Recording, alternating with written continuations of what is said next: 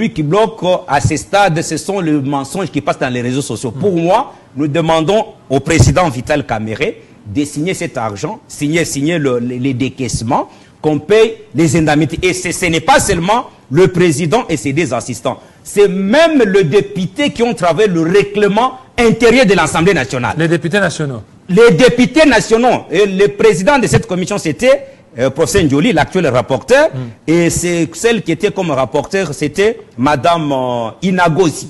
Donc, les députés qui ont travaillé dans la commission qui a élaboré le règlement intérieur, ils attendent aussi leur traitement, leur prime. Et c'est déjà décaissé. C'est ainsi que nous nous demandons que le président de l'Assemblée nationale, au lieu de laisser les journalistes vaquer dans les réseaux sociaux inutilement avec les mensonges, qui signent qu'on paie les indemnités de sortie. Parce que eux aussi, je vous ai dit la fois passée, le président Vital Kamerhe, il a le droit et le devoir de sécuriser le président Mbonso. Il est deuxième vice-président du bureau piloté, dirigé par Vital Kamerhe. Lui ne peut pas se permettre, parce que j'apprends qu'il dit que tout ce qui se passe dans les réseaux sociaux, ce n'est pas son œuvre. Mais si ce n'est pas son œuvre, mais ceux qui tweetent et ceux qui disent ces bêtises sont ses proches.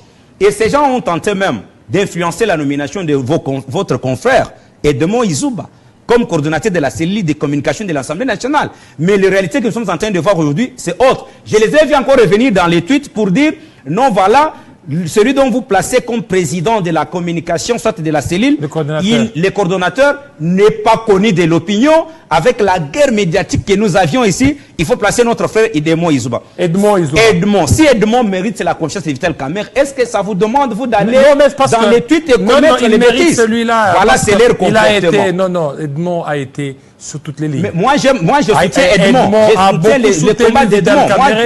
Mais fort malheureusement, on a vu un certain quelqu'un, oui, qui n'est même pas connu. Oui, voilà. Mais là, tu vois, ces gens-là, au début, ils avaient déjà commencé à influencer la nomination d'Edmond, qui des droits Edmond mérite.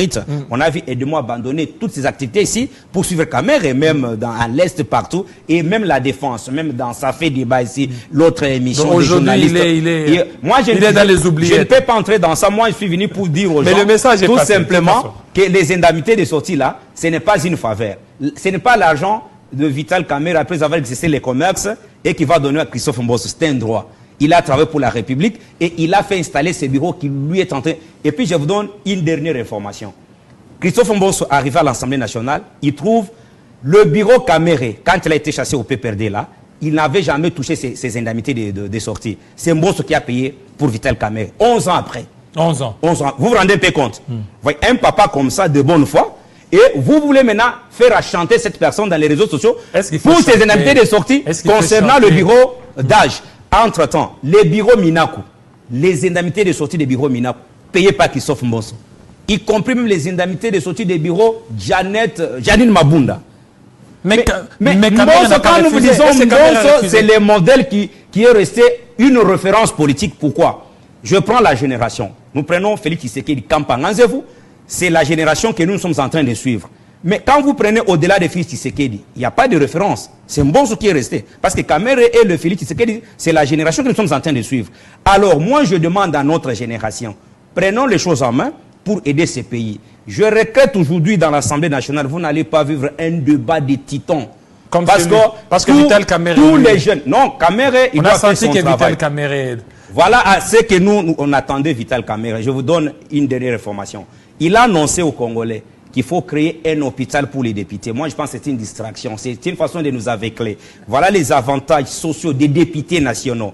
Ces régimes couvrent, c'est l'article 122. Parce que si j'énonce... Article 122 de quoi? Du règlement intérieur. Il dit le député national bénéficie du régime spécial de sécurité sociale tel que prévu et organisé par la loi numéro 1 janvier 1988 portant régime spécial de sécurité sociale. J'en viens. Ces régimes couvrent le risque maladie.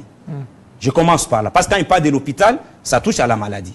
Déjà, quelqu'un qui a le risque maladie, dès qu'il tombe malade aujourd'hui, si ça nécessite de l'amener aux États-Unis, on l'amènerait. Mais pourquoi prendre encore beaucoup d'argent, comme lui pense, construire un hôpital spécifiquement pour les députés? Nous avons dans ces pays l'hôpital du cinquantenaire, construit ensemble avec, je crois, son existence, c'est ensemble avec la Télé 50. L'hôpital, là, on avait dit, personne n'ira plus en Europe. Cite-moi une autorité qui s'est fait soigner au Congo. Et ça, c'est une façon d'aveugler les Congolais. C'est ainsi qu'on laisse Christophe Mbosso. Nous avons vu Christophe Mbosso gérer l'Assemblée nationale. Les documents ne fuitaient pas comme ça fuite maintenant. Posez-vous la question pourquoi alors ça fuite. Qui fuite? Mais demandez ceux qui sont à la présidence de l'Assemblée nationale. C'est à eux de vous dire les choses pourquoi ça fuite. Les Congolais attendent Kamer au contrôle.